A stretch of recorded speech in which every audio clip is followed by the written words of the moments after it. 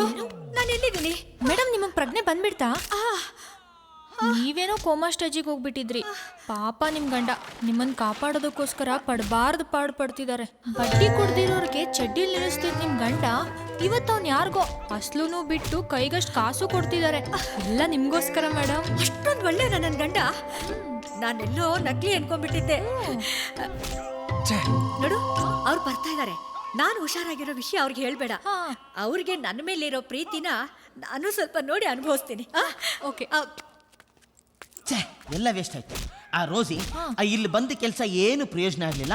ಅವನ ಪ್ಯಾಂಟ್ ಬಿಚ್ಚಲ್ಲ, ಇವಳು ಬಾಯಿ ಬಿಚ್ಚಲ್ಲ. ಒಂದು ಕೆಲಸ ಮಾಡೋಣ, ಹೆಂಗೋ ಅಡ್ಜಸ್ಟ್ ಮಾಡ್ಕೊಂಡು ನಾವಿಬ್ರು ಒಂದಾಗೋಣ. ಬಾ ಬಾ ಬಾ. ನರ್ಸಾಗಿರೋ ನಿನ್ನ ಮೇಡಮ್, ಇವನ ಕತೆ ಮುಗೀತು.